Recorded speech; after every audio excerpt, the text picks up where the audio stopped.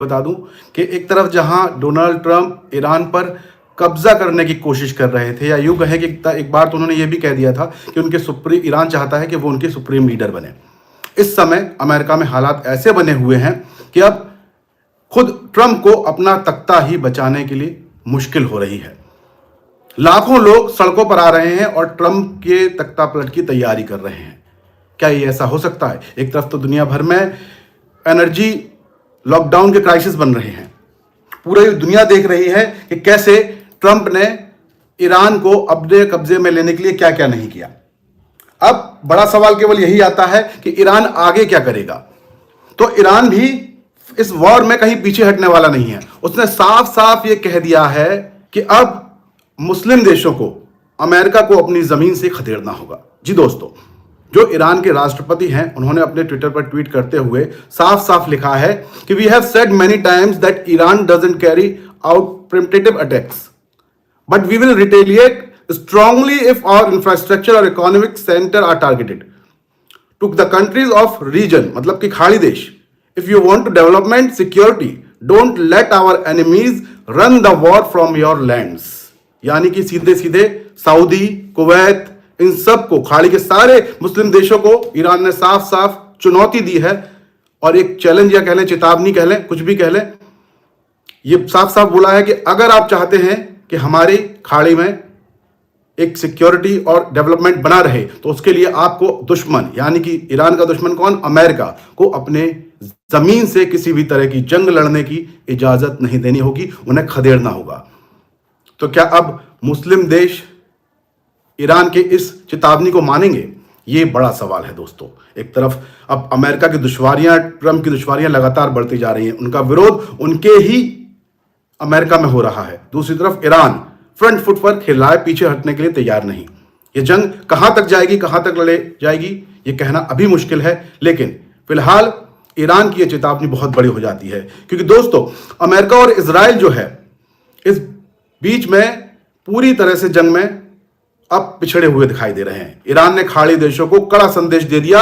ईरानी राष्ट्रपति मसूद जो है पेजेश्कियान, उन्होंने साफ साफ कहा है कि अमेरिका के सैनिकों को जगह देने वाले देशों को निशाना बनाया जाएगा। मतलब अगर खाड़ी देश में कोई भी मुस्लिम देश अमेरिका को अपनी जमीन पर कदम रखने देते हैं, तो फिर उनको निशाना ईरान बनाएगा, जैसे कि उसने सऊदी अरब को बनाया, कुवैत को बनाया। वो पीछे नहीं हटा इस जंग में, उसने बराबर इनको निशाना बनाया और टारगेट करके हमले किए, बर्बादी की, तबाही मचाई, मतलब डेवलपमेंट की पूरी दिशा रोक दी। इस समय ईरान बहुत फ्रंट फुट पर खेल रहा है इस वॉर में, और देखना होगा कि आगे क्या होता है। पेजेश्कियान का बयान अब ऐसे समय में आया है जब सऊदी अरब और यूएई ने ईरान की ओर से साफ साफ हो रहे हमलों पर ना सिर्फ गुस्सा दिखाया था, बल्कि यह भी कहा था कि वो रिटेलिएट करेंगे, मतलब वो जवाबी कार्रवाई करेंगे। तो ईरान भी तैयार है। ईरान ने भी साफ साफ कह दिया, मसूद ने साफ साफ ये चीज अपने ट्विटर में लिखा हुआ है कि अगर आपने हमारे दुश्मन को अपनी जमीन पर कदम रखने दिया, तो हम आपको भी नहीं छोड़ेंगे, आप भी नहीं बचेंगे। तो फिर सऊदी अरब, कुवैत जैसे देश कहां जाएंगे, इनके लोग कहां जाएंगे? और अमेरिका जो पूरी तरह से एकदम हाशिए पर चला गया है, या यूं कहे अमेरिका नहीं, केवल ट्रंप, एक आदमी का फैसला और पूरा देश उसे झेल रहा है। अब ट्रंप के खिलाफ भी उसी के देश में विद्रोह होना शुरू हो गया है दोस्तों। जो मसूद पेजेश्कियान हैं, सऊदी अरब के राष्ट्रपति, उन्होंने साफ साफ कहा कि अरब, कुवैत, कतर, बहरीन, यूएई जैसे देश पूरी तरह से अमेरिका को अपने धरती से खदेड़ दें, तभी इस क्षेत्र में विकास हो पाएगा। मतलब उसका साफ कहना है कि अमेरिका नहीं चाहिए, वो किसी भी हाल में अमेरिका को जवाब देगा, क्योंकि उसके सुप्रीम लीडर आयतुल्लाह खामनेई को जिस तरह से उसने मारा, उस हमले को ईरान अभी तक भुला नहीं पा रहा और ना भूल पाएगा। ईद जैसा दिन निकल गया, उसने अपने हमले नहीं रोके। सऊदी हो, कुवैत हो, चाहे कुछ भी हो, वो अपने हमले जारी रखे रहा, चाहे ईद का चांद हो या फिर रमजान के दिन, ये हमले नहीं रुके। तो उसका साफ साफ कहना है मुस्लिम देशों से कि आप अमेरिका को अपनी जमीन से खदेड़ दीजिए। अब इसमें एक बड़ी चीज और मैं आपको बताऊं, एक रिपोर्ट में लिखा हुआ है, मैं जो इस समय पढ़ पा रहा हूं दूसरे मोबाइल से देखकर, कि ईरानी राष्ट्रपति मसूद पेजेश्कियान ने पाकिस्तान के प्रधानमंत्री शहबाज शरीफ से भी बात की है। मतलब पाकिस्तान भी इसमें शामिल है। उन्होंने शरीफ के ऑफिस की ओर से बताया गया है कि इस बातचीत में मसूद ने संघर्ष पर बातचीत की और मध्यस्थता को आसान बनाने के लिए आपसी विश्वास की जरूरत पर जोर दिया। मतलब अब वो खाड़ी के बाहर निकल के पाकिस्तान को भी पेशकश दे रहा है। दोनों नेताओं ने 1 घंटे बात की है। अब इस 1 घंटे की बातचीत में क्या हुआ क्या नहीं, ये तो आने वाले वक्त में पता चलेगा कि पाकिस्तान किस ओर जाता है, पाकिस्तान का फैसला क्या रहता है। ये देखने में अभी नहीं बता सकते, लेकिन आगे पता चलेगा।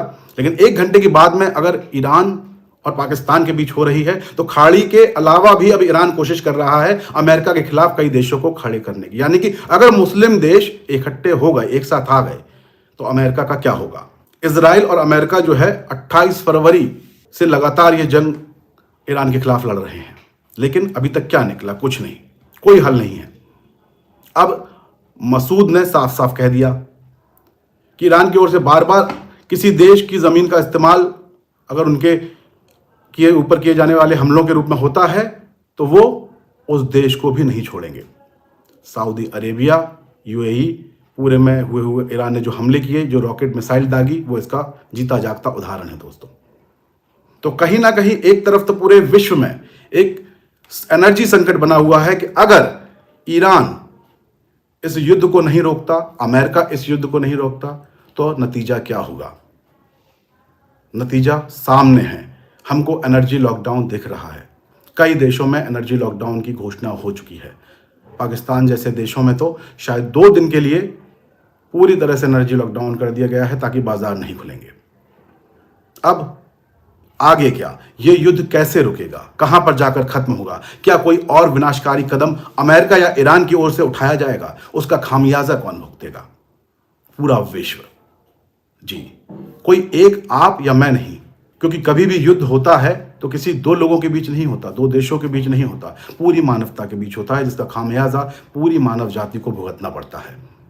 ये हमने द्वितीय विश्व युद्ध में भी देखा, प्रथम विश्व युद्ध में भी देखा, और अगर ये ईरान और अमेरिका की जंग कन्वर्ट होती है तृतीय विश्व युद्ध में, तो फिर इसका बड़ा खामियाजा कौन देखेगा, किसको भुगतना होगा। एक इंसान की सनक, उसकी अपनी खुद की एक ईगो इतना हर्ट हो जाती है कि वो किसी भी देश में घुसकर वहां का नेता बनने चला जाता है, जिसका खामियाजा अब उसके देश को भी भुगतना पड़ रहा है। पेट्रोल डीजल के दाम भारत में भले ही ना बढ़े हों, लेकिन अमेरिका में बढ़ गए हैं। ये रिपोर्ट साफ साफ बता रही है। एनर्जी लॉकडाउन जैसे क्राइसिस बहुत जल्द अमेरिका में आ जाएंगे अगर ये युद्ध लंबा खिंचता है तो। ऐसे में अमेरिका तो मुझे नहीं लगता कि कोई ऐसा कदम उठाएगा कि इस युद्ध को खत्म किया जा सके। ईरान कोशिश कर रहा है मुस्लिम देशों को अपने साथ खड़ा करने की।